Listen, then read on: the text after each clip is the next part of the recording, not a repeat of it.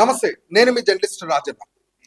మహిళా వాలంటీర్ల కన్నీళ్లకు అన్యాయం జరిగితే అండగా ఉన్నటువంటి పవన్ కళ్యాణ్. తూని పాప విషయంలో తల్లిదండ్రుల కన్నీళ్ల బాధలు చూసిన పవన్ కళ్యాణ్. గాదె సాయికృష్ణ గుండెలో మిగిలిన తన తల్లి గాయాన్ని విన్న పవన్ కళ్యాణ్. దళిత బిడ్డ క్రాంతి కుమార్ న్యాయం కోసం ఎదురు చూసిన పవన్ కళ్యాణ్. ప్రశ్న రావణ్ గొంతులో ప్రజల ప్రశ్నలు విన్న పవన్ కళ్యాణ్.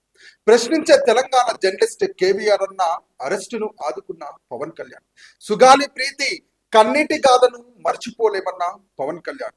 విశాఖ ప్లాంట్ కార్మికుల కష్టాలను విడిచిపెట్టమన్న పవన్ కళ్యాణ్. టిటిడి కల్తీ లడ్డు గురించి మాట్లాడిన పవన్ కళ్యాణ్. అయోధ్య రామ మందిరం స్కామ్ ఎందుకు మాట్లాడనన్న పవన్ కళ్యాణ్. అన్యాయానికి ఎదురొడ్డి నిలిచే స్వరం కావాలి కానీ బాధపడే ప్రతి మనిషికి భరోసా కావాలి కానీ ప్రశ్నించిన అక్క తులసి చందును, ప్రశ్నించిన అన్న ప్రకాష్ రాజును విమర్శించొద్దు అన్న పవన్ కళ్యాణ్. వారే జర్నలిస్టులు, వారి గొంతులు తొక్కి పట్టడమే కూటమి ప్రభుత్వం యొక్క లక్ష్యం.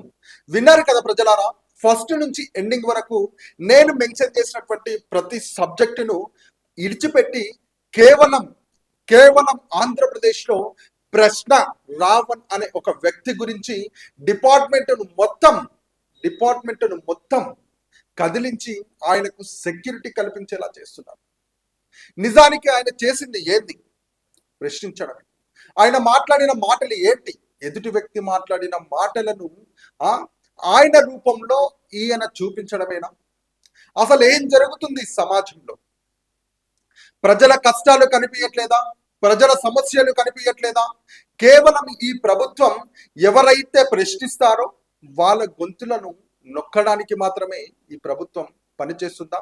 అలాంటి వారిపైనే అక్రమ కేసులు పెట్టడానికి ప్రయత్నిస్తుందా? ప్రజలారా చూడండి, ఈ సమాజంలో జరుగుతున్నటువంటి తెలంగాణలో జర్నలిస్ట్ కేవీఆర్ అన్న విషయం, అదేవిధంగా మన ఆంధ్రప్రదేశ్లో ప్రశ్న రావణన్న విషయంలో మీరు కింద కామెంట్ చేయండి ప్రజలారా. ఏది న్యాయం, ఏది అన్యాయం? అసలు ప్రభుత్వం న్యాయంగా వెళుతుందా, అన్యాయంగా దూసుకెళ్తుందా అనేది కింద కామెంట్ చేయండి.